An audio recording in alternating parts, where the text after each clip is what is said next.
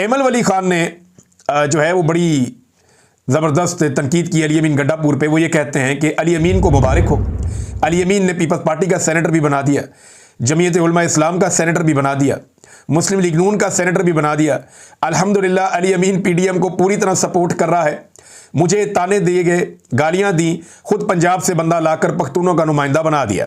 ये जनाब एमल वली खान ने कहा है अली अमीन गंडापुर को। अब बातें तो सुननी पड़ेगी। पाकिस्तान तहरीक इंसाफ में बड़ा सख्त मौक़िफ़ है इरफान सलीम के मामले को लेकर, जिसने रोते हुए ये कहा कि मैं अपने कागजात नामजदगी वापस ले रहा हूँ। ये वो वर्कर है जिसका सर फट गया, ये वो वर्कर है जो कई दफ़ा गिरफ्तार हुआ, ये वो वर्कर है जो कई दफ़ा ज़ख्मी हुआ, ये वो वर्कर है उसने अपना घर बार नहीं देखा, दिन रात नहीं देखा, ये वो वर्कर है जो बचपन से इमरान खान के साथ है। अपनी सियासत का आगाज़ इसने इमरान खान साहब से शुरू किया।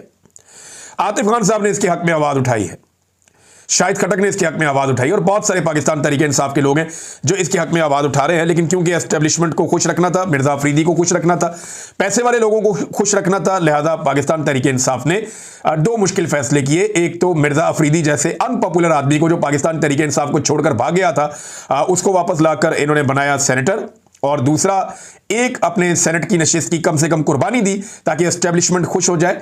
और अपोजिशन के पास, जो इस वक्त की हुकूमत है, या केपी में वो अपोजिशन है लेकिन वैसे तो पीडीएम की जमातें हैं, उनके पास 2/3 अक्सरियत सेनेट में भी आ जाए ताकि वो जैसी चाहे मनमानी करें, जैसी चाहे वो आईनी तरमीम पास करें और उन्हें किसी की मदद की ज़रूरत ना रहे।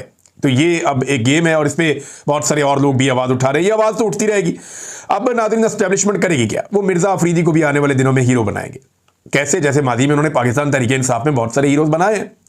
इजाज़त मिल जाएगी रोला रोला डालने की, कार्रवाई डालने की, काम शाम करने की, तो थोड़ा बहुत वो आगे आएंगे, थोड़ी बहुत इजाज़त मिल जाएगी ताकि कबूलियत के साथ साथ मकबूलियत भी आ जाए। तो मिर्ज़ा अफरीदी के लिए थोड़ा आने वाले दिनों में आप देखेंगे कि रूम छोड़ा जाएगा और बहुत सारे लोग जो है वो फिर बहुत सारी अजीब बातें करना शुरू हो जाएंगे। ये होता कैसे, मैं बताता हूँ। जावेद हाशमी साहब का एक ट्वीट है, इसको आप पढ़ेंगे तो आपको सारा एस्टेब्लिशमेंट का गेम समझ आएगा कि एस्टेब्लिशमेंट चाहती क्या है और इस तरह की कार्रवाई डालती कैसे। जावेद हाशमी साहब ने यह इंकशाफ किया है कि जो आईएसआई के चीफ थे, उस वक्त कौन थे आईएसआई के चीफ जब 2024 का इलेक्शन हो रहा था, हम सब जानते हैं, नदीम अंजुम साहब। तो वो कहते हैं जो आईएसआई के चीफ थे, उन्होंने कहा कि हमारे साथ मिल जाओ, इलेक्शन लड़ो, तुम्हें जितवा भी देंगे। यानी नदीम अंजुम साहब के बारे में वो कह रहे हैं कि आईएसआई के चीफ ने कहा हमारे साथ मिल जाओ, इलेक्शन लड़ो, हम तुम्हें जितवा देंगे, हमारे ऊपर जितनी मर्जी तनकीद कर लेना। अब यही मिर्ज़ा अफरीदी साहब को भी अलाउ हो जाएगा। जैसे गंडापुर साहब भी तनकीद कर लेते हैं लेकिन ऐन मौके पर आकर डी में दाखिल होने से इनकार कर देते हैं कि डी में नहीं जाऊंगा, बाहर से वापस आ जाते हैं, गोल नहीं कर पाते। अली अमीन गंडापुर कभी पहाड़ों पे चढ़ जाते हैं, कभी इधर कभी उधर, लेकिन वो गोल नहीं करते।